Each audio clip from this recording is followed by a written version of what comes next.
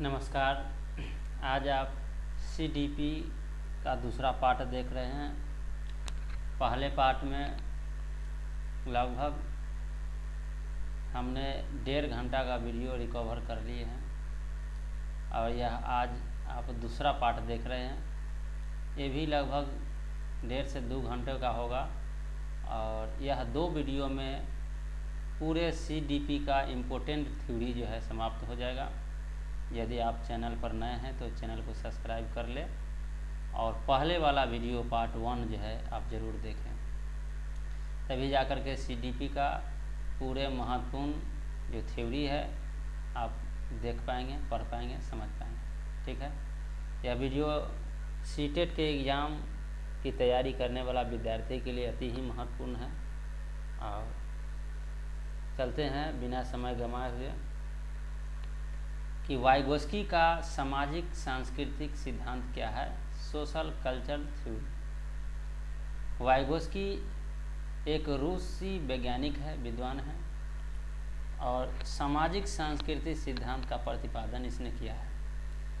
यह सिद्धांत बताता है कि बच्चा अपने समाज में कैसे संस्कृति को अंतःक्रिया करके सीखता है। वाइगोस्की का कहना है कि बच्चा समाज में रहकर समाज के जो भी क्रियाएं हैं, कल्चर है, उससे अंतःक्रिया करके सीखता है। जैसे नमाज पढ़ना, पूजा पाठ करना, श्राद्ध करना, शादी करना, अलग अलग जगह पर अलग अलग तरह की कल्चर है और वह बच्चा समाज में देखकर कुछ सीखता है।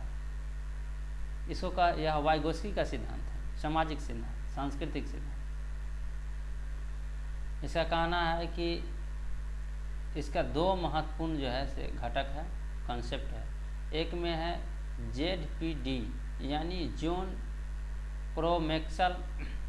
प्रोक्सिमल डेवलपमेंट यानी समीपस्थ निकटतम विकास का क्षेत्र। वास्तविक विकास के स्तर पर तथा संभावित विकास के स्तर पर के बीच के अंतर कर पाना जो है यह कहलाता है ZPD। आगे है ढांचा। वाइगोस्की के द्वारा दी जाने वाली टेम्परोरी हेल्प या गाइडेंस को ढांचा कहते हैं। ठीक है, इनका विचार जो है भाषा पर इन्हें विचार किया तो बताया कि इसके अनुसार भाषा और चिंतन शुरू से अलग अलग होते हैं लेकिन बाद में एक साथ हो जाते हैं। वाइगोस्की कहना है कि भाषा और चिंतन जो है शुरू से अलग अलग होता है जबकि बाद में जाकर के जो है से एक हो जाता है। वाइगोस्की ने कहा कि पहले भाषा आती है, बाद में विचार आता है।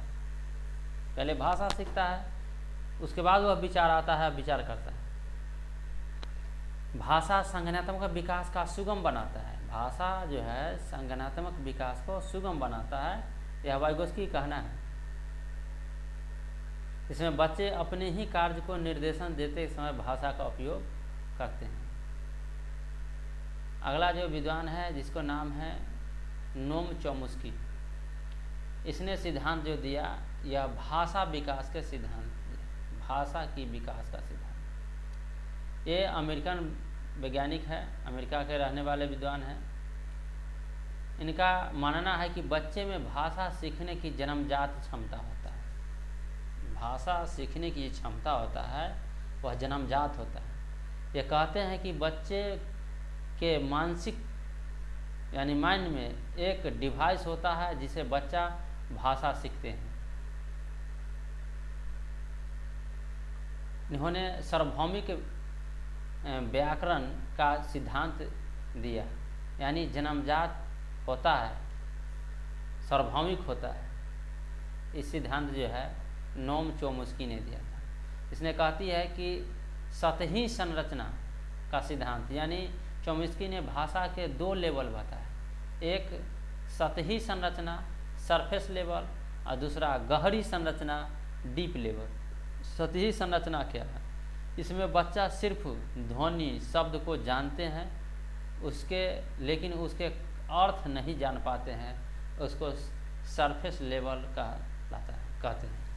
और दूसरा है गहरी लेवल, इस शब्दों को अर्थ को ज्ञान तक पहुंच जाना, जान जाना गहरी लेवल, डीप लेवल कहलाता है। यह नोम चोम्स्की का कहना है। भाषा के 2 लेवल होते हैं।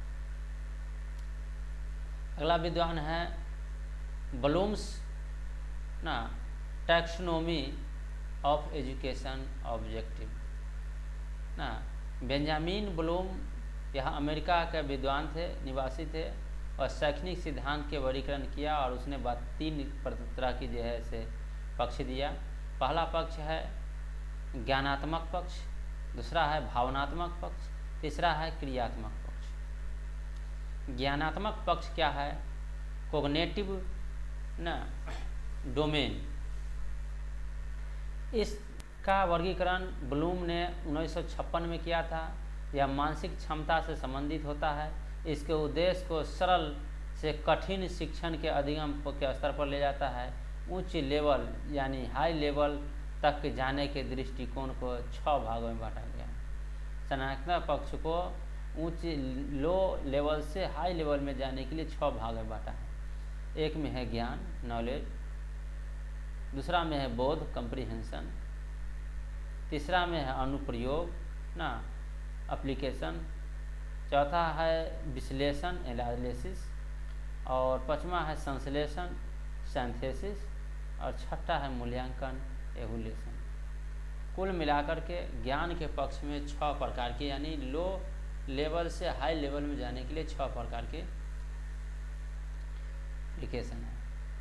आगे भावनात्मक पक्ष क्या है? जिसमें तरीके शामिल होते हैं, इसमें हम भावना के रूप सामान करते हैं, जैसे तारीफ करना, उत्साह बढ़ाना, प्रेरण बढ़ाना, इसको भावनात्मक पक्ष कहलाता है। क्रियात्मक पक्ष इसमें शारीरिक हलचल, मोटर स्किल के क्षेत्र में सक्रियता बढ़ाता है, उसको कहते हैं क्रियात्मक पक्ष। आगे है बाल केंद्रित शिक्षा का प्रगतिशील शिक्षा क्या है? बाल केंद्रित शिक्षा क्या है? Child centred and progressive education क्या है? बाल शिक्षा क्या है? इसके संबंध में बताना है। बाल शिक्षा के सार्थक जॉन डीवी ने थे। बाल शिक्षा के समर्थक जो है जॉन डीवी ने थे। बाल केंद्रित शिक्षा का एक ऐसी शिक्षा है जिसमें हम बच्चों को केंद्र बिंदु मानकर शिक्षा प्रदान कराते हैं। बच्चा को मेन पढ़ाई लिखाई में सबसे इम्पोर्टेंट बच्चा को मानना है। बच्चा जिस प्रकार से चाहता है उस प्रकार से उसको सिखाना है। बच्चा को केंद्र बिंदु मान करके जो है ज्ञान को देना है। बाल केंद्रित शिक्षा को अंतर्गत बालक की रुचियों यानी इंटरेस्ट, प्रवृत्ति तथा क्षमता को ध्यान में रखते हुए शिक्षा के प्रदान की जाती है। जब हम बच्चों को बाल केंद्रित शिक्षा प्रदान कराते हैं तो शिक्षण की रुचि बढ़ जाता है। ऐसे को कहते हैं, ऐसे जो प्रतिक्रिया है, जो क्रिया है, उसको कहते हैं बाल केंद्रित शिक्षा। इसमें प्रिंसिपल बालक होता है, विद्यार्थी होता है, मेन जो है विद्यार्थी होता है। आगे है गतिशील शिक्षा क्या है? प्रोग्रेसिव एजुकेशन क्या है? जब बच्चे को हम उसकी अभिवृत्तियों को, इच्छाओं को, उसके अनुसार उसका शिक्षा स्तर को बढ़ा देते हैं तो प्रोग्रेसिव एजुकेशन कहलाता है। इससे प्रगतिशील शिक्षण कहलाता है। प्रगतिशील शिक्षा के अनुसार शिक्षा बच्चे के लिए बनती है, न कि उच्च शिक्षा के लिए। उसका प्रगतिशील शिक्षा से बच्चों को सर्वांगीण विकास होता है। प्रगतिशील शिक्षा करके सीखने पर प्रबल बल देता है। प्रोग्रेसिव एजुकेशन में जैसे setting, arrangement, time table, playback, यह सब चीज़ जो है इसमें शामिल किया जाता है। इसमें सहयोगपूर्ण अधिगम होता है तथा अकॉर्डिंग टू जैसे CBSE प्रोग्रेसिव एजुकेशन में बच्चे समूह में क्रिएटिव ना पार्टिसिपेंट और सोशल स्किल के बारे में जो है से बताते हैं, जिससे प्रगतिशील शिक्षा में बढ़ावा होता है।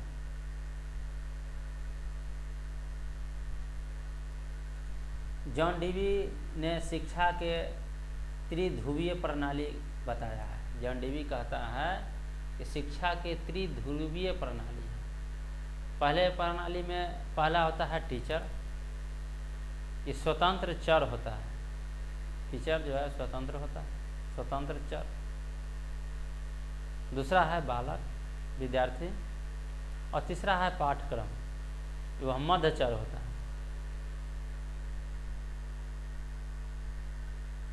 स्वतंत्र चर शिक्षक, आश्रित चर जो है बालक, और मध्य चर जो है वह पाठक्रम है। यह जॉन डीवी का कहना है। जॉन डीवी अमेरिकी वैज्ञानिक, ठीक है। अगला विद्वान का सिद्धांत है, जो अगला विद्वान है जिसका नाम है सिगमंड फ्रायड। मनोविश्लेषणात्मक का सिद्धांत इसने दिया था, मनोविश्लेषणात्मक का सिद्धांत, मनोविश्लेषणात्मक का सिद्धांत। इस सिद्धांत का प्रतिपादन सिगमंड फ्रायड ने किया था, जो ऑस्ट्रिया के निवासी थे। उन्होंने मन या मस्तिष्क को विश्लेषण किया। उन्होंने बताया कि 3 टाइप का मन होता है। मन जो है 3 टाइप का होता है, मन चेतन, अर्धचेतन और अचेतन। यह मन चेतन प्रेजेंट के विचार से रिलेटेड होता है। अर्धचेतन जो होता है वह, इसमें हमें तुरंत का ज्ञान नहीं होता है, लेकिन टाइम देकर याद किया जा सकता है। तुरंत ज्ञान नहीं होता है, लेकिन टाइम देने के बाद जो है हम सीख सकते हैं। और अचेतन के मतलब होता है कि हम भूल चुके हैं और हमारे याद करने पर भी याद नहीं आती है, उसको कहते हैं अचेतन। तो फ्रायड ने व्यक्तिगत को 3 भागों में बांटा गया। व्यक्तित्व को 3 भाग में बांटा, आईडी यानी और ईगो, अपराहम।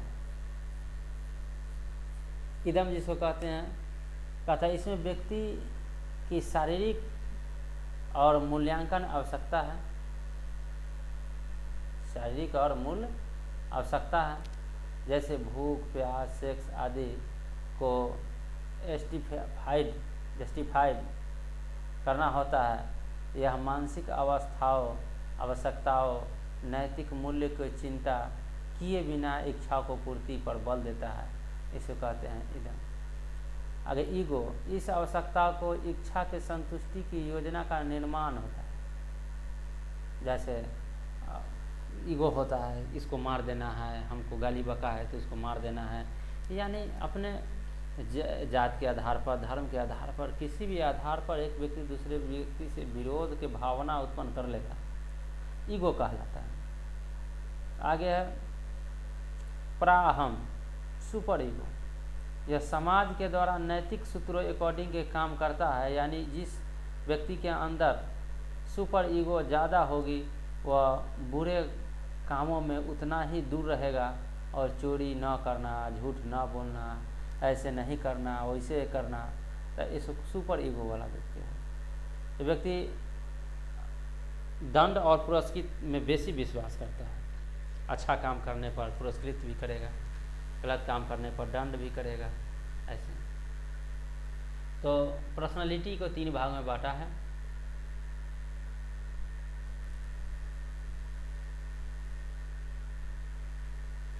आगे है एडजस्टमेंट। क्या है? समायोजन। एडजस्टमेंट परिस्थिति के अनुसार अपने आप को ढाल लेना समायोजन कहलाता है। अपनी आवश्यकता को से संतुष्ट हो जाना, पूर्ति कर लेना एडजस्टमेंट कहलाता है। जैसे ठंडी है तो कपड़ा पहन कर एडजस्टमेंट कर लेते हैं, जी जाते हैं। गर्मी है तो पंखा चला करके एडजस्टमेंट कर लेते हैं। बरसात है तो छाता लगा कर एडजस्टमेंट कर लेते हैं। अंधेरा है तो बल्ब जला कर एडजस्टमेंट कर लेते हैं। इस प्रकार का। आगे है कुसमायोजन, मालाड एडजस्टमेशन। यदि व्यक्ति वातावरण में अपनी आवश्यकताओं को पूर्ति नहीं कर पाता है, कुसमायोजन कहलाता है। जैसे ठंडा है और हम कपड़ा नहीं पहनते तो नहीं पहनेंगे तो मर ही जाएंगे, तो कुसमायोजन है। यानी कुछ प्रकृति के अनुसार नहीं बदल पाना कुसमायोजन कहलाता है। कुसमायोजन के कितने तत्व हैं? कुसमायोजन के निम्नलिखित तत्व है, जैसे तनाव। जब व्यक्ति वातावरण और मांग के अनुसार कार्य नहीं कर पाता है तो तनाव उत्पन्न होता है।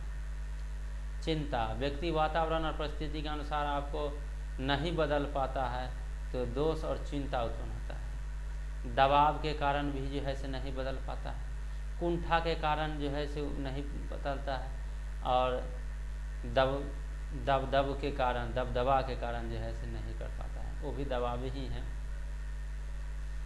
आगे सुरक्षा युक्तियाँ क्या है? ये ऐसी युक्तियाँ होती है जिसमें व्यक्ति विशेष परिस्थिति में अपनी चिंता और कमियों को मुक्ति कर पाने के अस्थायी कवच को समाधान के रूप में इस्तेमाल करता है, उसको सुरक्षा युक्तियाँ कहते हैं। यह दो प्रकार के हैं, प्रत्यक्ष विधि और अप्रत्यक्ष विधि। प्रत्यक्ष विधि वैसे जैसे तनाव को कम करने के लिए प्रत्यक्ष रूप से प्रत्यक्ष उपाय वे हैं जिन्हें व्यक्ति चेतन के रूप में अपनाए हैं। जैसे कोई तनाव होता है, कोई बात होता है, लोग उसे समझाने लगता है, तनाव को कम करने लगता है, प्रत्यक्ष विधि। अप्रत्यक्ष विधि तनाव को कम करने के लिए अप्रत्यक्ष रूप से जिन्हें व्यक्ति अचेतन के रूप में जानता है, अपनाता है, जिसको वह नहीं जानता है फिर बाद में उसको अचेतन के रूप में जानता है। आगे है तर्क संगति क्या है? रेसिनेशन क्या है? इसमें कोई व्यक्ति अपनी बात को सही ठहराने के लिए झूठ के कारण और प्रतिक्रिया देता है। जैसे पेपर पास न होने पर अध्यापक को दोष देना तर्क संगति कहलाता है। जैसे एक बात को छिपाने के लिए दूसरे बात को जो है से बोलना, एक झूठ को छिपाने के लिए दूसरे झूठ के बोलना, अपना दोष को दूसरे के ऊपर ठहराना, इसको कहते हैं तर्क संगत। आगे दमन क्या है? रेस्पिरेशन क्या है? इसमें व्यक्ति को कष्टदायक याद, विचार, भावना अचेतन मन में चली आती है, उसको कहते हैं दमन। जैसे मान लेते हैं 10 साल पहले हमें कोई आदमी मारा था, किसी से दुश्मनी था, झगड़ा था, किसी प्रकार के लोभ था, लालच था, तो अनेक प्रकार के प्रवृत्ति एक व्यक्ति से दूसरे व्यक्ति में रहता है, उसको कहते हैं दमन, जो पुरानी याद आता है। आगे है समन क्या है? जब व्यक्ति को कोई भी इच्छा पूरी नहीं होती है तो वह फोर्सफुलिटी यानी उस इच्छा को भूल जाता है, उसको कहते हैं समन। जैसे 10 साल पढ़े और मुझे नौकरियां नहीं लगी तो पढ़ाई को छोड़ दिए, भूल गए, त्याग दिए, उसको कहते हैं समन। आगे है क्षतिपूर्ति, कंपैरिजन। इसमें व्यक्ति एक क्षेत्र में कमियां को, असफलताओं को दूर कर दूसरे के क्षेत्र में पूरा करता है। जैसे कम लंबाई वाले लड़की द्वारा ऊंचाई ना पाने के लिए हील वाली सैंडल पहनता है, तो उसको कहते हैं क्षतिपूर्ति। कोई व्यक्ति अगर मोटा नहीं है तो कुछ ऐसा ढंग के कपड़ा पहनता है कि मोट लगे, क्षतिपूर्ति। कोई काला है तो ऐसा पहनाव ओढ़ाव करे कि गोरा लगे, तो क्षतिपूर्ति हो। कमी को महसूस न करने देना या उसके लिए कोई वैकल्पिक व्यवस्था का उपयोग करना क्षतिपूर्ति कहलाता है। आत्मीकरण क्या है? तो जिसमें व्यक्ति किसी दूसरे व्यक्तित्व को प्रभावित कर खुद को व्यक्तित्व में ढालने का प्रयास करता है, उसको कहते हैं आत्मीकरण। जैसे किसी दूसरे व्यक्ति को देख करके उसी तरह के रंग ढंग कपड़ा पहनना, बोलना, विचारना आत्मीकरण कहलाता है। प्रतिस्थापना क्या है? जब व्यक्ति अपने संवेग के विचार को, इच्छाओं को व्यक्त करने में समर्थ होता है तो किसी अन्य पर अपनी भावना को व्यक्तित्व करने का संयोजन करता है। जैसे ऑफिस में बॉस ने डांट पड़ने पर घर का आकार में बच्चे में जैसे गुस्सा निकालना, तो इसको कहते हैं प्रतिस्थापन। जैसे मान लेते हैं कि कोई हमें शिक्षक ने जैसे आज डांट दिया, बोला, मारा, पीटा, तो इस चीज़ का गुस्सा घर पर छोटे बच्चों को उसी तरह डांटे, तो प्रतिस्थापन हो गया। यानी एक व्यक्ति का जो भाव है दूसरे व्यक्ति पर डालना जो है प्रतिस्थापन कहलाता है। प्रतिगमन क्या है? जब किसी व्यक्ति को कोई तनाव होता है तो वह उससे बचने के लिए पास्ट में चला जाता है। जैसे गुस्सा आने पर बच्चे की तरह चिल्लाना, तोड़ फोड़ करना, वो जो है प्रतिगमन कहलाता है। जैसे मान लेते हैं किसी भी कार्य को छिपाने के लिए, गुस्सा को छिपाने के लिए पुरानी यादें में चले जाते हैं। उदारीकरण क्या है? सब्लिमेशन। व्यक्ति अपनी अनैतिक इच्छाओं को, प्रेरणा को संतुष्टि, समाज में स्वीकृति ना उद्देश्य के अनुसार करता है। जैसे बचपन में गुलसेल बच्चे में बड़े आकार का ना बॉक्सर बनाना ना। बच्चा उदारीकरण के मतलब होता है बच्चों को नैतिक विकास तथा संवेदनात्मक विकास में छूट देना। जैसे मान लेते हैं एक छोटा सा बच्चा है, हमको एक फैटा करके मार दिया, तो हम उसको मारेंगे नहीं, दंड नहीं देंगे, समझाएंगे और हम समझेंगे कि वह बच्चा है, गलती हो गया है, करता है, तो उदारीकरण कहलाता है। बच्चा हमें मारा, हम भी उस लगले उसे दुपहर दे दिए, तो ऐसे जो है उदारीकरण नहीं कहलाता है।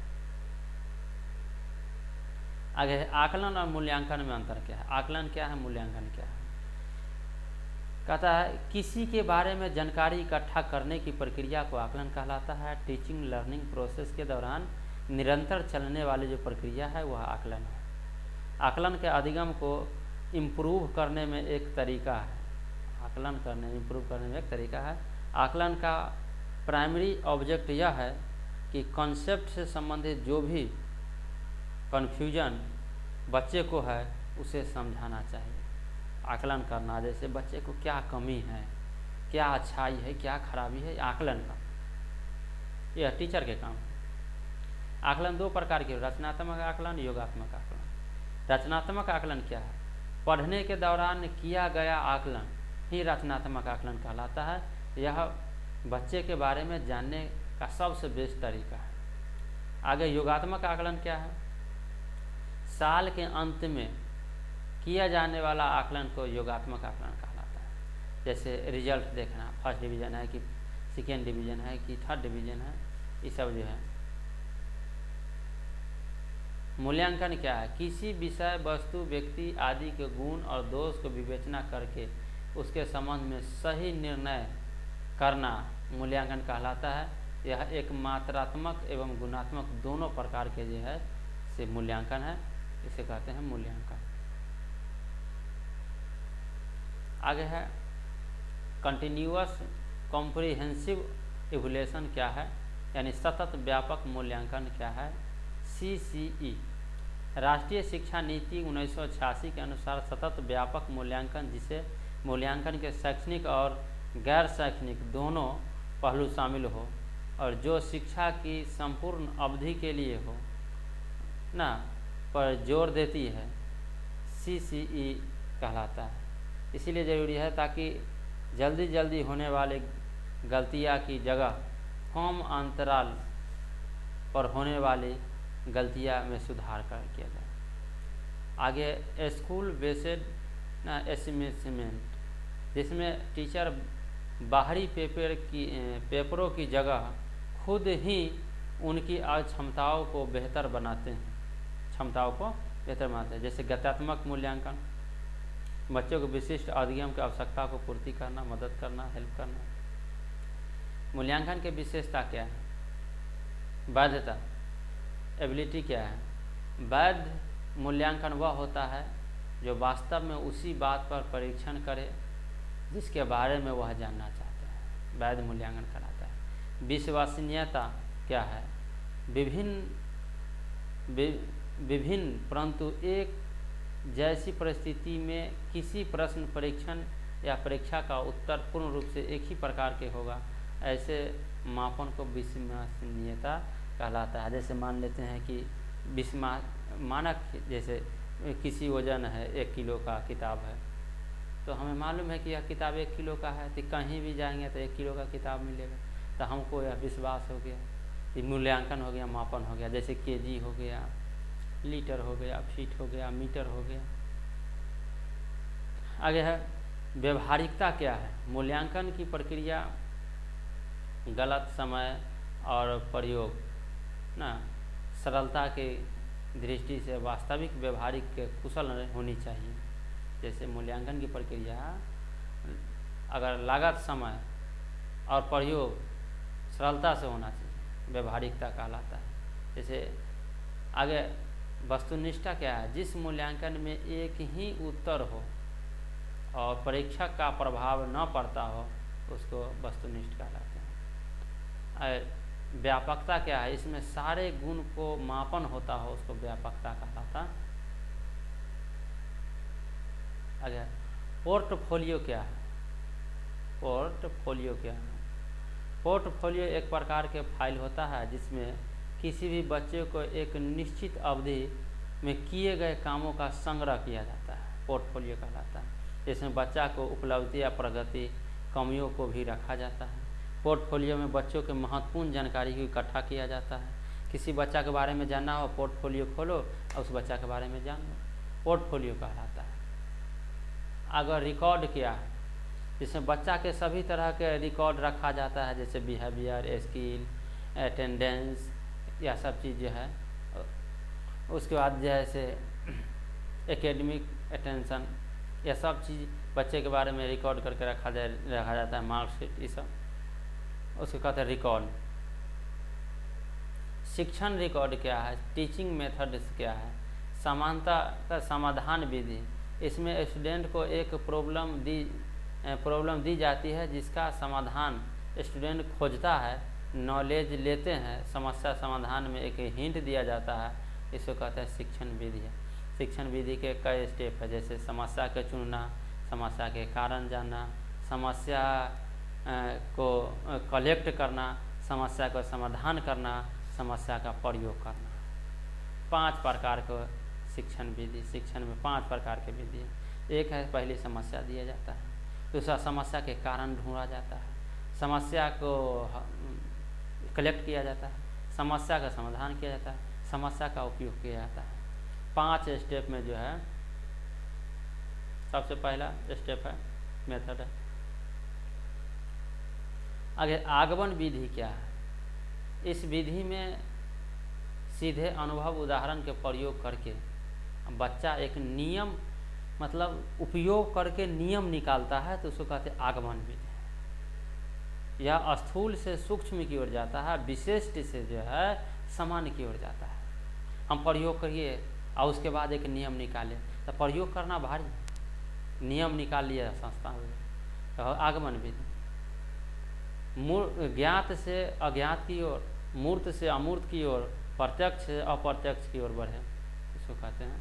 निगमन विधि में क्या है, पहले नियम दिए, सिद्धांत दिए और उसके बाद प्रयोग किए। जैसे गणित में क्षेत्रफल निकालना हो तो पहले सूत्र याद कर लेते हैं और उसके बाद प्रयोग करते हैं, तो ये हो गया निगमन विधि। प्रोजेक्ट विधि क्या है, इस विधि में विधि अनुभव केंद्रित होती है, बालक को सामाजिकरण पर विशेष बल देता है। इस विधि में स्वतंत्र रूप से कार्य करता है, अपनी समस्या पर का हल अपने स्वयं विचारों के आधार पर होता है। यह विधि में वास्तविकता के सिद्धांत पर कार्य करता है, इसको कहते हैं प्रोजेक्ट विधि। यानी स्वतंत्र रूप से कार्य को कर करके सीखना का प्रोजेक्ट विधि कहलाता है।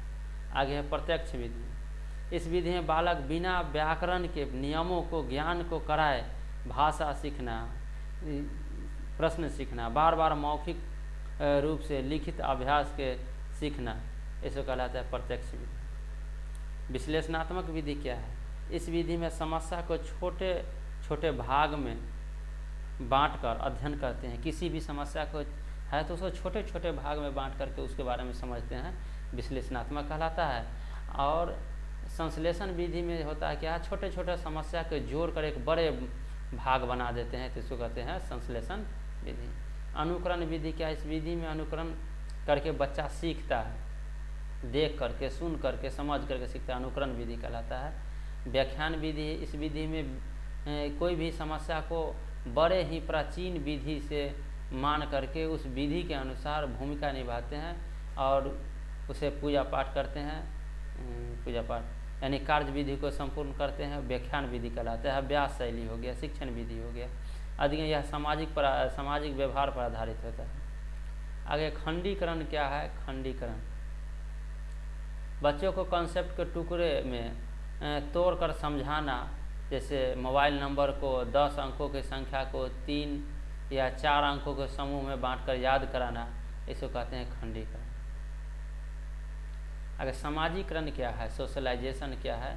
यह एक ऐसी प्रक्रिया है जिसमें मानव समाज के द्वारा सीखता है और पूरे जीवन भर निरंतर चलते रहता है। कॉम्प्लेक्स प्रोग्रेसिव, जो प्रत्यक्ष रूप से अप्रत्यक्ष रूप से दोनों प्रकार से होता है, समाजीकरण कहलाता है। जैसे समाज के अंदर हमने रहा और समाज की कई जो है प्रकार की प्रवृत्ति को हमने सीखा, इसको कहते हैं सामाजिकरण। बच्चे के समाजीकरण के मुख्यतः 2 तरह के एजेंसियाँ हैं, एक सक्रिय एजेंसी, दूसरा निष्क्रिय एजेंसी। सक्रिय एजेंसी जैसे मान लेते हैं परिवार, दोस्त, पड़ोसी, रिश्तेदार, इसमें जो है पॉजिटिव ज्ञान देता है और सीधा प्रभाव नहीं पड़ता है, जैसे पुलिस स्टेशन, थाना, सार्वजनिक पुस्तकालय, रेलवे स्टेशन, इस सब का जो ज्ञान बढ़ता है वह निष्क्रिय एजेंसी है, इसका प्रभाव डायरेक्ट रूप से नहीं पड़ता है। पॉजिटिव एजेंसी, एक्टिव जो एजेंसी है उसका प्रभाव डायरेक्ट पड़ता है और पैसिव जो एजेंसी है उसका प्रभाव डायरेक्ट रूप से नहीं पड़ता है। समाजीकरण की इकाई क्या है? तो परिवार, school, teacher, game, mobile, media इत्यादि। आगे आनुवंशिकता क्या है? आनुवंशिकता क्या है? तो जब आनुवंशिक गुण जैसे आँख, नाक, कान, चिंतन, लंबाई, वृद्धि आदि पीढ़ी दर पीढ़ी चलते आता है, इसको कहते हैं आनुवंशिकता का गुण। मानव में 2 तरह के महत्वपूर्ण योगदान हैं इस विकास में, जैसे आनुवंशिक गुण और एडेप्टिव गुण। आगे प्रयोगात्मक का सिद्धांत, प्रिंसिपल ऑफ द रिग्रेशन क्या है? विपरीत गुण का उत्पन्न होना यानी तेज बुद्धिया वाले माँ बाप से कम बुद्धिया के बच्चे होना, उसको प्रत्येक सिद्धांत कहलाता है। जैसे बाप माँ कम तेज है, अधिक बाप माँ कम तेज और बच्चा भी उससे कम तेज हो, तो उसको कहते हैं प्रत्यागमन का सिद्धांत। गाल्टन का सिद्धांत है, इसके अनुसार बच्चे के गुण पिछली पीढ़ी से भी ट्रांसफ़र होता है, जैसे दादा दादी का गुण जो है बच्चा में आता है, तो उसको कहते हैं गाल्टन का सिद्धांत। बीज मैन का सिद्धांत क्या है? इसके अनुसार माता पिता से प्राप्त बीज कोष कभी खत्म नहीं होता है, यह पीढ़ी दर पीढ़ी चलते रहता है, कंटिन्यूअसली रहता है, इसको कहते हैं बीज मौन का सिद्धांत। अगर ग्रेगर मेंडल का सिद्धांत, आनुवंशिक का जनक ग्रेगर जॉन मेंडल कहलाता है। मटर के दोनों दानों पर प्रयोग करके यह सिद्धांत का प्रतिपादन किया था।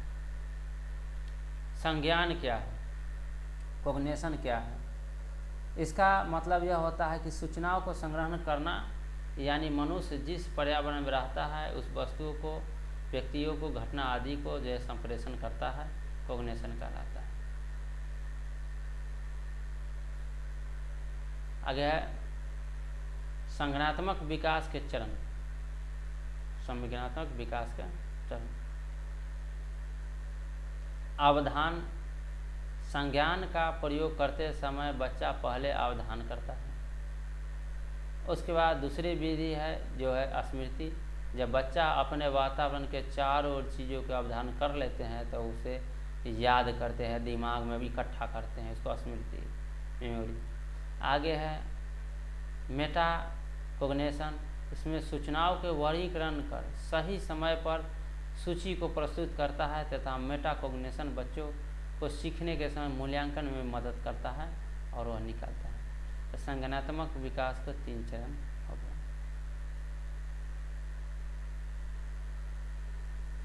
आगे है मन मानचित्रण क्या है?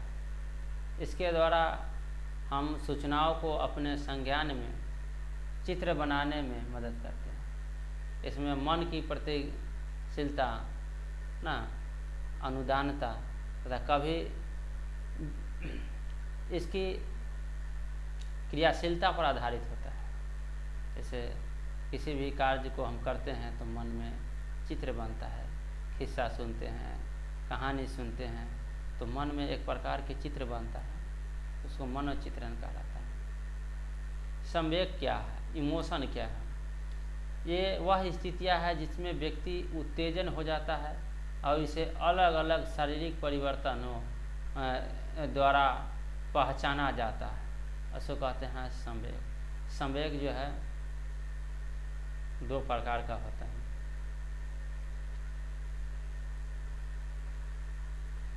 संवेग को 14 प्रकार में विभाजित किया गया है। एक में पलायन, जिसको कहते हैं भय, ऐसा कहते हैं कॉम्बैट, जिसको कहते हैं क्रोध, उसके बाद है निवृत्ति, उसके बाद जिज्ञासा, शिशु रक्षा, शरण गति, रचनात्मक, संचय वृत्ति, सामूहिकता, सेक्स यानी काम, आत्मगौरव, दैन्य, भोजन, हास। तो इस प्रकार के जो है संवेग होता है इतना प्रकार के। जैसे मान लेते हैं कि पलायन, भय होगा तो पलायन होगा। भय मतलब डर, डर होगा तो बच्चा वहाँ से भागेगा। उसके बाद जैसे उत्सुकता होगा तो क्रोध आवेगा, नहीं पढ़ने के मन है और बच्चा को पढ़ाया जाता है तो बच्चा को क्रोध उत्पन्न होगा। उसके बाद निवृत्ति होगा तो घृणा होगा। उस जिज्ञासा बढ़ेगा तो आश्चर्य होगा, ये करना चाहिए, वो करना चाहिए। शिशु रक्षा तो वात्सल्य होगा, प्यार होगा बच्चा को। आगे शरण गति, विषाद होगा तो शरण गति मिलेगा। उसका रचनात्मक हो ज्ञान तो रचनात्मक भाव जगेगा। संचय वृत्ति तो स्वामित्व की भावना बढ़ेगा। संचय वृत्ति से जैसे सामान हमारा है या पंखा हमारा या किताब हमारा है। उसका सामूहिकता ना तो एकाकीपन, जैसे फीलिंग ऑफ ना लोनलीनेस। उसके बाद है काम भुगता ना, तो उसके बाद है श्रेष्ठता की भावनता, आत्म का गौरव, दैन्य आत्महीनता, भूख, भोजन अन्वेषण में भूख लगता है। उसके बाद है हरास, आमोद।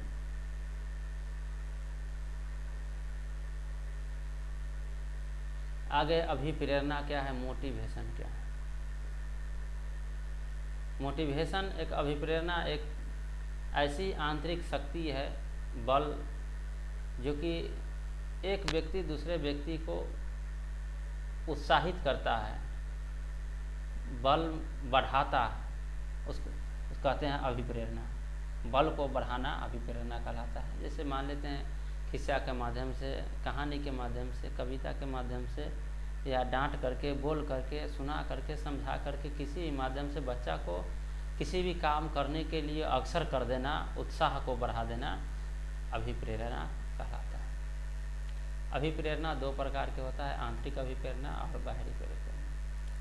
आंतरिक अभिप्रेरणा होता है जिसमें व्यक्ति किसी काम को करने के लिए आंतरिक रूप से अभिप्रेरित हो जाता है, मन से प्रेरित हो जाता है। जैसे टीचर बनना ना, पढ़ना, लिखना। जैसे हम कहानी कोई सुने और हमको मन में उत्पन्न हो गया कि हमको टीचर बनना है, हमको कवि बनना है, हमको डॉक्टर बनना है, आंतरिक रूप से प्रेरित हो गया। बाहरी अभिप्रेरणा क्या है? बाहरी अभिप्रेरणा जैसे मान लेते हैं कि हमको अंदर से इच्छा नहीं है, परंतु गार्जियन का दबाव है कि हमको डॉक्टर बनना है, हमको टीचर बनना है, तो बाहरी प्रेरणा हो गया। ठीक है।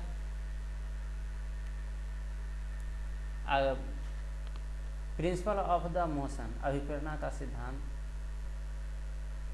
तो मौसले के अनुसार 5 तरह की आवश्यकता होती है अभिप्रेरणा के सिद्धांत में। एक में दैहिक आवश्यकता, तो में सुरक्षा की मांग, आत्मीयता की आवश्यकता, समानता की आवश्यकता और आत्म के सिद्धि की आवश्यकता।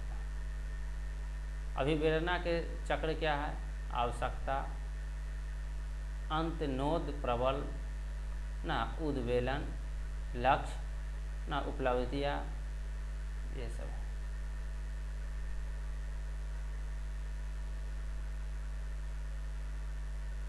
आगे है निदानात्मक और औपचारिक शिक्षण क्या है? निदान का अर्थ होता है कारण का जानना, यानी इसमें बच्चे की आवश्यकता, कमियां और कठिनाई को पता लगा लेना निदानात्मक उपचारात्मक शिक्षण कहलाता है। इसमें बच्चों की कमियां को पता लगा करके उसको दूर करना। भाषा और चिंतन, अपने विचारों को दूसरे के सामने प्रकट कर देना, जिस माध्यम से करते हैं उसको कहते हैं भाषा।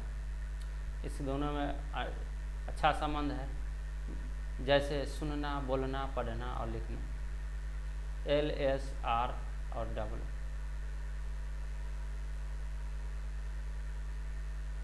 आगे परिपक्वता का सिद्धांत क्या है?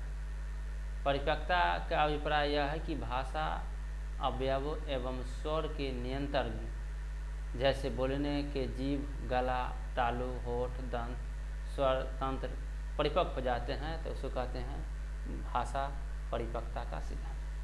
अनुबंधन क्या है? तो सब अवस्था में बच्चों के शब्दों की जानकारी, अमूर्त आदि बच्चों के चीज़ के वस्तुओं को दिखाया जाता है तो अनुबंधन कहलाता है। अनुकरण क्या है? बच्चा देख करके सुनता है और समझता है, उसको कहते हैं अनुकरण। आगे चिंतन क्या है? थिंकिंग क्या है?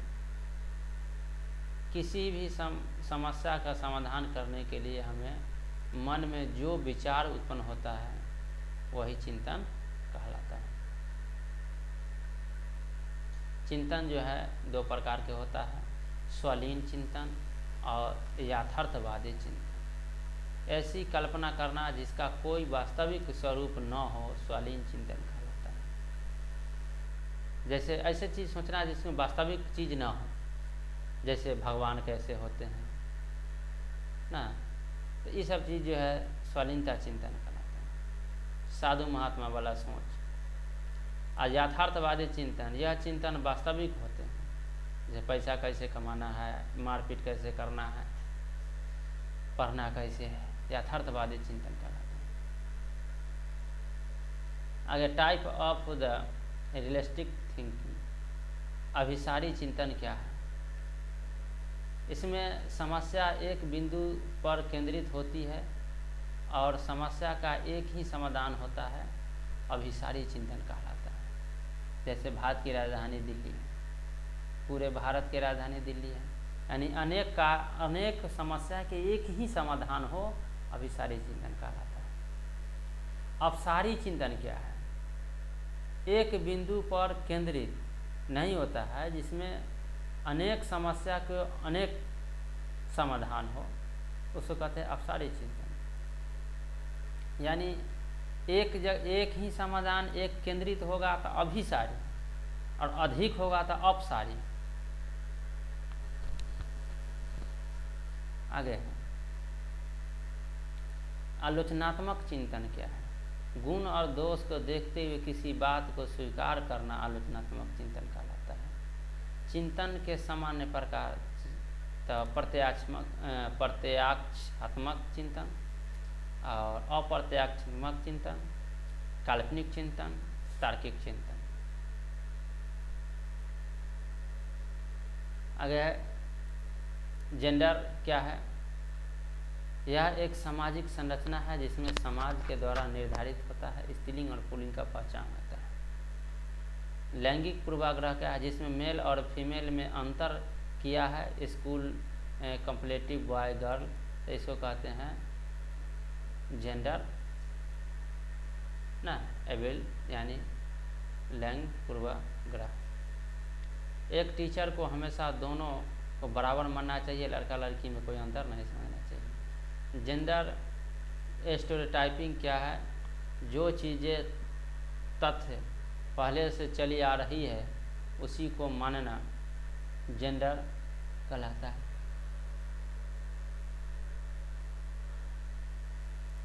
जैसे महिला घर के काम करती है और पुरुष बाहर के काम करता है, तो इसको जेंडर स्टेरियोटाइपिंग कहलाता है, यानी लैंगिक रूढ़िवादिता कहलाता है। जैसे मान लेते हैं कि समाज में जो संस्कृति चलती आ रही है, जो रीति रिवाज चलते आ रहा है और वह लिंग पर आधारित होगा, तो जिसको जेंडर रूढ़िवादिता। ठीक है, आगे है शिक्षा का अधिकार, RTE 2009, यानी 2009 में जो कानून बना शिक्षा संबंधित, वह क्या बना, इसके बारे में जानेंगे। 2002 से संबंधित यह 86वें संशोधन अधिनियम के द्वारा बना। यह 21 का ए भाग 3 के माध्यम से 6 से 14 वर्ष के बच्चों को मुफ्त में अनिवार्य रूप से शिक्षा उपलब्ध कराना है। 2009 में 4 अगस्त 2009 में यह भी लोकसभा अधिनियम में पारित किया गया कि 1 अप्रैल 2010 से पूरे देश में लागू होगा। और RTE का ऑफिशियल नाम जो है the right to children to free and compulsory education act 2009 में निःशुल्क शिक्षा एवं अनिवार्य रूप से प्रतिपादन किया जाएगा। 2009 के अनुसार प्राइवेट स्कूल में कितने प्रतिशत सीटें गरीब विद्यार्थी के लिए अतिरिक्त होती है, वह 25%।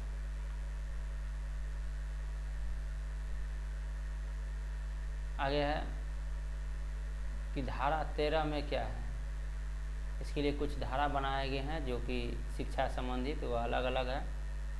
धारा 13 में है कि प्रति व्यक्ति फीस लेने का शुल्क 10 गुना जुर्माना होगा। धारा 13 के अनुसार कि अगर प्रति व्यक्ति फीस लेने का शुल्क का 10 गुना जुर्माना होगा। किसी विद्यार्थी पर जुर्माना लगाया गया तो 1 महीने का जो फीस होता है उसका 10 गुना जुर्माना होगा। आगे धारा 14 के अनुसार किसी बालक के पास जन्म प्रमाण पत्र न हो तो इस स्थिति में विद्यालय में प्रवेश लेने से इनकार नहीं किया जा सकता है। अगर जन्म प्रमाण पत्र न है तो भी इसको विद्यालय में एडमिशन कराया जा सकता है। धारा 15 के अनुसार बच्चों में शैक्षणिक वर्ष को आरंभिक में प्रवेश दिया जाएगा। आगे है धारा 16 में है कि स्टूडेंट यानी विद्यार्थी को न तो क्लास में फेल किया जाएगा और न ही विद्यालय से निकाला जाएगा। विद्यार्थी को न ही फेल करना है न ही निकालना है। धारा 17 में है कि बच्चे को शारीरिक दंड देना और प्रताड़ित करना मना है, नहीं देना है, न शारीरिक दंड देना है न प्रताड़ित करना है। धारा 24 जो है वह शिक्षक के कर्तव्य है। शिक्षक का अपना कर्तव्य होगा कि बच्चे को ध्यान से पढ़ाए, देखे, समझे। धारा 27 में है RTE 2009 के अकॉर्डिंग शिक्षक को गैर शैक्षणिक कार्यों में नहीं लगाया जा सकता है, जैसे जनगणना, चुनाव, आपदा प्रबंधन, इस सब चीज़ में शिक्षक को नहीं लगाया जाना है। यह धारा 27 का कहना है। 2009 के अनुसार प्राथमिक कक्षाओं के छात्र एवं शिक्षक के अनुपात में 30 और 1 के अनुपात होना चाहिए, यानी 30 विद्यार्थी पर 1 शिक्षक होना चाहिए। RTE 2009 के अनुसार उच्च विद्यालय के स्तर में छात्र और शिक्षक का अनुपात, तो उच्च विद्यालय में 1 शिक्षक और 35 विद्यार्थी, प्राथमिक विद्यालय में 1 शिक्षक और 30 विद्यार्थी का अनुपात है। और 1 से 8 तक के जो क्लास है जिसमें सदस्यों की संख्या 200 से ऊपर है, शिक्षक के अनुपात जो है 1:40 के क्रम में होना चाहिए। यदि प्राथमिक स्तर पर 150 से अधिक बच्चे हैं तो इसके लिए 1 प्रधानाध्यापक और 5 शिक्षक होंगे। इसके अनुसार शिक्षक के लिए 1 सप्ताह में न्यूनतम कितने घंटे कार्य करना है, तो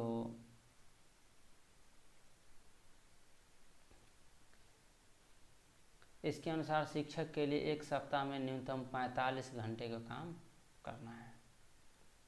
आगे है 2009 के अनुसार प्राथमिक स्तर पर न्यूनतम शैक्षणिक घंटों का कार्य दिवस होता है 800 घंटे 200 दिन में।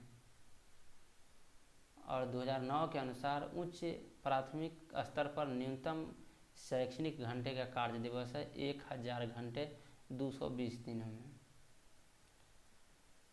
आरटीई के अनुसार किस कक्षा तक बालक को निष्कासित नहीं किया जा सकता है, तो 8 तक। 2009 के अनुसार 1 से 5 तक के बालक को के घर से विद्यालय की दूरी होना चाहिए 1 किलोमीटर। यानी कोई भी बच्चा को, हर बच्चा को 1 किलोमीटर के रेंज में ही प्राथमिक विद्यालय होना चाहिए। और 1 किलोमीटर रेंज में जो है विद्यार्थी अपना एडमिशन करा सकता है कोई भी प्राथमिक विद्यालय में। आगे इस अधिनियम के अनुसार स्कूल के विकास के अनुदान एवं खर्च उत्तरदायित्व ना विद्यालय प्रतिबंधन समिति होगा। समावेशी शिक्षा का व्यवस्था होगा।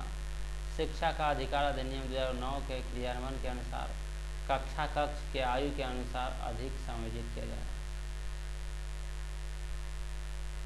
इसके अकॉर्डिंग के अनुसार दिव्यांग बच्चों को मुफ्त शिक्षा 18 वर्ष तक दी जाएगी। जो बच्चा दिव्यांग है मुफ्त में उसको शिक्षा 18 वर्ष की उम्र तक दिया जाएगा। आगे NCF 2005 के रूपरेखा को जानना है। राष्ट्रीय पाठ्यचर्या की रूपरेखा 2005 के अनुसार दस्तावेज है। इसमें ऐसी विषय पर चर्चा की गई है जिसमें बालक का क्या और किस प्रकार से पढ़ाया जाए, इस बात पर चिंता किया जाए। सबसे पहले है राष्ट्रीय पाठ्यचर्या की रूपरेखा 2005 में मार्गदर्शन का सिद्धांत। ज्ञान को स्कूल के बाहरी जीवन से जोड़ा जाए, पढ़ाई को रटंत प्रणाली से मुक्त किया जाए, पाठ्यचर्या को पाठ पुस्तक को केंद्रित न हो, विद्यालय में दी जाने वाली शिक्षा को विभिन्न प्रकार की गतिविधियों से जोड़ा जाए, राष्ट्रीय मूल्यों के प्रति अवस्था को ना विद्यार्थी को तैयार किया जाए। ये सब चीज़ का ज्ञान होना चाहिए। अगर राष्ट्रीय पाठ्यचर्या रूपरेखा 2005 के प्रमुख सुझाव, बालक सक्रिय है, वह स्वयं को जानने और सीखने को, नई चीज़ों को सीखने की बालक को सक्रियता कहलाता है। सीखना सक्रिय है, सामाजिक गतिशीलता है। सीखने में यांत्रिकता नहीं होनी चाहिए। सीखने को डर और अनुशासन की जगह आनंद और संतोष को जोड़ा जाए। बालक को स्कूल, घर, समुदाय आदि के सब जगह पर महत्वपूर्ण माना जाए। उसका भाषा संस्कृति का सम्मान दिया जाए। प्राथमिक स्तर पर पाठ्यचर्या को सभी गतिविधि को भाषा और गणित के महत्वपूर्ण स्थान देना चाहिए। और बहुभाषिक शिक्षण 3 भाषाओं त्रिभाषा सूत्र का प्रयोग करना चाहिए। इसमें भाषा के 4 कौशल की बात है, जैसे सुनना, बोलना, पढ़ना, लिखना। इस चीज़ पर ध्यान देना चाहिए। किसी भी प्रकार के सूचना को, ज्ञान को मानने में से बचा जाए।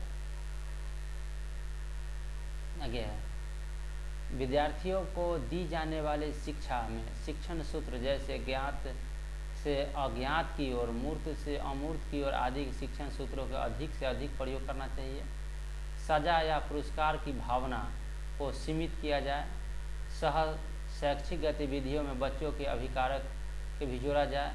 विशाल पाठ्यक्रम या मोटी किताबें शिक्षा प्रणाली असफलता का प्रतीक है। आगे है पुस्तकालय में बच्चों को स्वयं पुस्तक चुनने का अवसर दें।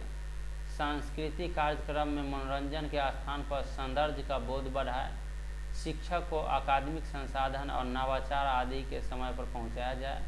सामुदायिक मानवीय संसाधन के रूप में संयुक्त होने का अवसर दें। मानसिक स्तर पर योग्यता के अनुसार पाठ्यक्रम को निर्धारण करें। बालक के चौमुखी विकास के पर आधारित पाठ्यचर्या हो। और सभी विद्यार्थियों को हेतु समावेशी वातावरण तैयार करे। यह सब चीज़ जो है NCF 2005 के अनुसार किया गया है। 5 विधि पर जोर दिया गया है NCF 2005 में। एक में करके सीखना, लर्निंग बाय डूइंग। 2 में निरीक्षण करके सीखना, निरीक्षण विधि। 3 में परीक्षण विधि। 4 में सामूहिक विधि। 5 में मिश्रण विधि।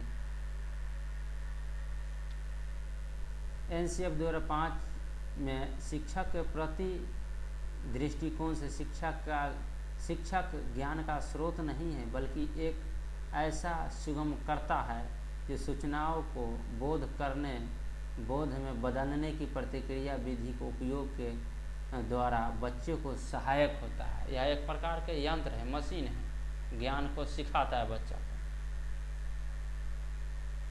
आगे NEP 2020। NEP 2020 के निर्माण के लिए जून 2017 में इसरो के पूर्व चीफ डॉक्टर कस्तूरी नारायण की अध्यक्षता में एक समिति गठन किया गया, जिसमें मई 2019 में NEP में समौदा तैयार किया गया। नेशनल एजुकेशन पॉलिसी 2020 के 1968 और 1986 के बाद यह स्वतंत्र रूप से भारत में तीसरी शिक्षा नीति लागू हुआ। NEP 2020 के तहत केंद्र या राज्य सरकारों के सहयोग से शिक्षा पर क्षेत्र पर GDP के 6% हिस्से के बराबर निवेश लक्ष्य रखा गया। उसके बाद है कैबिनेट के द्वारा MHRD का नाम बदलकर एजुकेशन मिनिस्ट्री करने में मंजूरी दी गई। वर्ष 2030 तक अध्यापन के लिए न्यूनतम डिग्री योग्यता 4 वर्षीय एकीकृत BEd डिग्री का होना अनिवार्य होगा। नई शिक्षा नीति के तहत MPhil को समाप्त कर दिया जाएगा। नई शिक्षा नीति के तहत MPhil को समाप्त कर दिया जाएगा।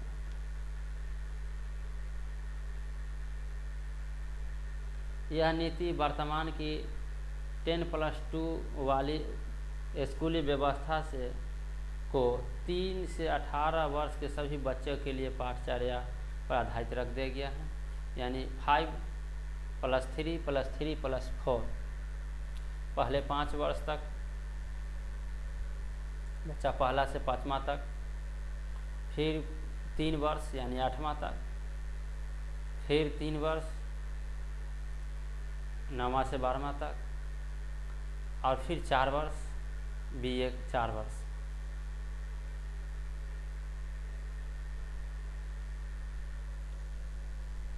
आगे संरचनात्मक समझ क्या है पर जोर देने, न कि रटंत पद्धति और केवल परीक्षा के लिए पढ़ाई करें। कुछ इम्पोर्टेंट सरकार के द्वारा नियम दिया गया है। कहना है कि विद्यार्थी समझ पर जोर दे, रटंत पर जोर नहीं देना है, समझना है, रटना नहीं। बहुभाषिकता पर बल देना है, विविध प्रकार के बहुभाषी एजुकेशन का उपयोग करना है। सीखने के लिए निरंतर सतत मूल्यांकन पर जोर, न कि साल के अंत में होने वाली परीक्षा केंद्र में रखकर परीक्षण का मूल्यांकन करें। यानी मूल्यांकन हो ऐसा जो कि हर बार हो, ये न कि साल में एक बार फर्स्ट डिवीज़न लिया और 6 महीना उसके पास कोई नॉलेज ही नहीं, ऐसा ना हो। छात्र की प्रोग्रेस के मूल्यांकन करते रहना चाहिए। बच्चों को शिक्षा का माध्यम कम से कम क्लास में 5 क्लास 8 क्लास और उसमें के आगे भी घर की भाषा, मातृभाषा में, स्थानीय भाषा में प्रयोग होना चाहिए। यानी प्राथमिक और माध्यमिक जो विद्यालय है उसमें पूर्ण रूप से मातृभाषा का भी प्रयोग करना चाहिए और शिक्षक को मातृभाषा में सिखाना चाहिए। ठीक है। राज्य विशेष रूप से भारत के अलग अलग राज्यों में 3 लैंग्वेज फार्मूला के अपनाएं और इसमें लचीलापन लाए। त्रिभाषा सूत्र के अंतर्गत विकल्प के रूप जिसमें भाषाओं के स्किल के रूप में अध्ययन करें और जो है से नॉर्मलता लाए, लचीलापन लाना। ज़बरदस्ती नहीं है, मारपीट नहीं करना है। राष्ट्रीय शिक्षा नीति 2020 के अनुसार भारत सरकार की एक भारत श्रेष्ठ यानी भारत पहल इस बात पर बल देती है कि विद्यार्थी को अधिकांश रूप से प्रमुख भारतीय भाषा को उल्लेखनीय एकता के बारे में जनाएंगे। कक्षा 6 के लिए एक अतिरिक्त भाषा के रूप में शास्त्रीय भाषा का उपयोग करेंगे। माध्यमिक स्तर पर एक अतिरिक्त विकल्प के रूप में विदेशी भाषा का अध्ययन करना है, जैसे कोरियन, जापानी, थाईलैंड, फ्रेंच, जर्मनी। माध्यमिक स्तर पर जो है एक विशिष्ट भाषा लेना है दूसरी तरह की। आगे NEP 2020 के अनुसार यह सीखना है कि कैसे सिखाना है। शिक्षक को यह सीखना है कि बच्चा को कैसे सिखाना है।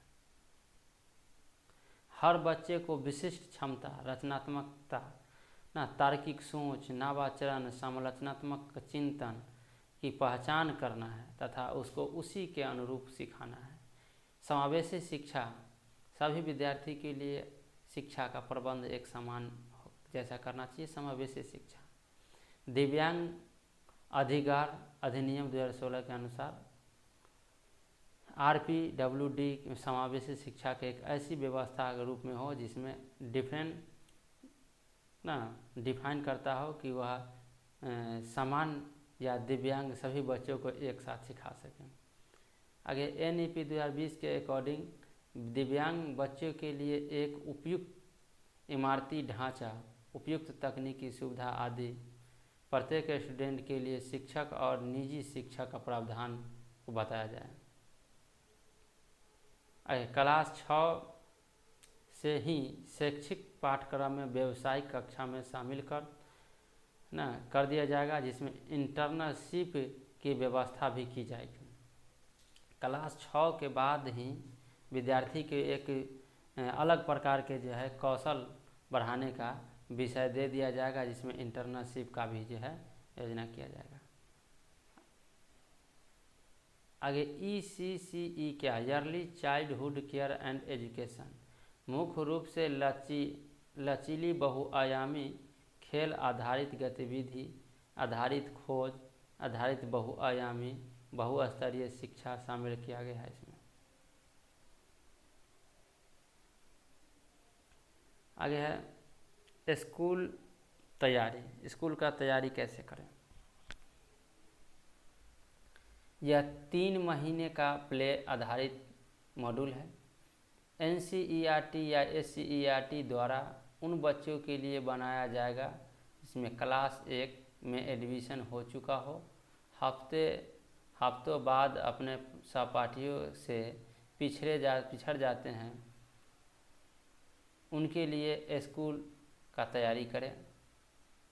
NEP 2020 के अनुसार लर्निंग यानी अधिगम होना चाहिए, जिसके स्वयं करके सीखना और प्रत्यक्ष सब्जेक्ट में कला और खेल में एकीकृत हो जाएगा। NCERT या SCERT के मार्गदर्शन में राज्य को केंद्र शासित प्रदेशों के द्वारा सभी स्टूडेंट को स्कूल बेस्ड असेसमेंट के आधार पर तैयार होना चाहिए। या पेरेंट को दिए जाने वाले प्रोग्रेस केयर को पूरी तरह से न्याय स्वरूप दिया जाएगा। यह प्रोग्रेस केयर कहलाता है। आगे 360 डिग्री बहुआयामी कार्ड होगा, जिसमें सभी विद्यार्थी को संज्ञानात्मक, भावनात्मक तथा फिजिकल विकास को बारीकी से ध्यान देना है तथा उस पर विशेषता को समावेश करना है। चलिए, और टैग वर्ड है। सीटेट के एग्ज़ाम में कुछ टैग वर्ड का भी उपयोग किया जाता है। नेगेटिव टैग वर्ड वाला जो भी है उसमें टिक नहीं करेंगे। उसके लिए जैसे मान चले कि नेगेटिव टैग वर्ड है केवल, मात्र, सिर्फ, रटना, याद करना, कंठस्थ करना, दंड देना, सजा, बोझ, समस्या, भय, खली, स्टेल, कोरी, लैंगिक असमानता, बच्चे के विचार, मातृभाषा, उसके बाद त्रुटि, ये सब चीज़ नेगेटिव वर्ड है। निष्क्रिय, रोजगार, तकनीकी, समिति, व्यवसाय, व्याख्या, मानवीकृत, वेदन ना, अक्षमता, अभ्यास, पृथक्करण, मानसिक तुलना, योग्यता, उपेक्षा, अनुशासन, नियंत्रण, ये सब चीज़, ये सब जो भी अभी शब्द बताया नेगेटिव शब्द का उपयोग जिस क्वेश्चन में होगा वह नहीं वाला में आंसर होगा, यानी इसका प्रयोग नहीं करना है। डायरेक्ट रूप से आंसर चुनने के लिए पॉजिटिव वर्ड को चुनें, जैसे सर्वांगीण विकास हो, करके सीखना, हस्तपरक अनुभव करना, समान लगाव प्रोत्साहन करना, जिज्ञासा बढ़ाना, बाल केंद्रित हो, व्यवहारिक कुशलता हो, वास्तविक हो, दैनिक जीवन में जोड़ना हो ना, लोकतांत्रिक हो, समावेशी शिक्षा हो ना, शिक्षा का साधन हो, विभिन्न संदर्भ का प्रयोग हो, अवसर हो, सक्रिय हो, समझना ना, खोजबीन, समलोचनात्मक, संवेदनशील, रचनात्मक आकलन, त्रुटि, भ्रांतियाँ, मातृभाषा, बहुभाषिकता, चर्चा करना, संवेग करना, ये सब जो है पॉजिटिव वर्ड है। ये सब वर्ड जैसी ऑप्शन में मिले उसको आंसर तुरंत ही क्लिक कर लेना है। आगे शिक्षण अधिगम सामग्री क्या है। शिक्षण प्रक्रिया में सरल, रोचक, आकर्षक बढ़ाने के लिए जिन साधनों का उपयोग करते हैं शिक्षण अधिगम सामग्री कहलाता है, जैसे पेंसिल, बेंच, टेबल, कुर्सी, बोर्ड ना, रेडियो, टीवी, मोबाइल, प्रोजेक्ट, ये सब चीज़ जो है जिनके माध्यम से रुचि बढ़ा करके विद्यार्थी अपना पढ़ाई को सरलता रूप से ढाल लेता है, इच्छा को वृद्धि करता है, जिसके माध्यम से समझता है, पढ़ता है, उसको शिक्षण सामग्री कहते हैं। इंद्रियों के आधार पर 3 प्रकार के सामग्री होते हैं। श्रव्य सामग्री, सुनने वाला, जैसे किसी भी पढ़ाई को सुनकर ज्ञान लेता है, जैसे रेडियो, टेप रिकॉर्डर, टेलीफोन, चलचित्र, टीवी ना, ग्रामोफोन, ये सब है। दृश्य सामग्री, जिसको देख करके, जैसे श्यामपट्ट, टेबल, बोर्ड, मानचित्र उगाने वाला ग्लोब, रेखाचित्र, cartoon, module, poster, project, film इत्यादि। आगे श्रव्य दृश्य, वैसे सामग्री जिसमें देखा और सुना दोनों जाता है, श्रव्य दृश्य सामग्री कहा, जैसे टीवी हो गया, नाटक, कंप्यूटर, टेलीविज़न, फिल्म, यह सब हो गया। तकनीकी के आधार पर कितने प्रकार के होते हैं। तकनीकी के 2 आधार है, कठोर उपागम और मृदु उपागम। आगे परिक्षेपण के आधार क्या है। परिक्षेपण क्या है, जिन चीज़ों को दर्शन के लिए मशीन की ज़रूरत होती है उन्हें प्रक्षेपी सामग्री कहलाता है, जैसे स्लाइड, फिल्म, टूल इत्यादि। अप्रक्षेपी सामग्री क्या है, जिन चीज़ों के दर्शन के लिए मशीन की ज़रूरत नहीं होती है वो अप्रक्षेपी सामग्री कहलाता है, जैसे श्यामपट्ट, बोर्ड ना, चार्ट, पुस्तक, इस सब को देखने के लिए मशीन की ज़रूरत नहीं होता है, अप्रक्षेपी सामग्री कहलाता है। NCERT क्या है के अनुसार ग्राफिक्स चित्र, जैसे कॉमिक क्रिएटिव, जैसे डिस्प्ले सामग्री, blackboard, bulletin board, flannel board, त्रियामी सामग्री, मॉड्यूल, श्रव्य सामग्री, रेडियो, टेप रिकॉर्डर ना, प्रक्षेपी सामग्री, स्लाइड, फिल्म, प्रतिक्रिया। आज के इस वीडियो में इतना ही प्रश्न जो है से है, और यह वीडियो थोड़ा सा लंबा हो गया है। यह पूरे CDP का दूसरा पार्ट है। यदि आप चैनल पर नए हैं तो चैनल को सब्सक्राइब करें और इससे पहले वाला पार्ट को आप ज़रूर देखें। CDP का 2 भाग में बांटे हैं, पहले वीडियो भाग 1 और दूसरी वीडियो भाग 2 दोनों में पूरे CDP का इम्पोर्टेंट थ्योरी जो है कंप्लीट कर दिया गया है। और जितना भी सीटेट का एग्ज़ाम में CDP से जो प्रश्न होता है वह इसी से रहता है। ठीक है, नमस्कार।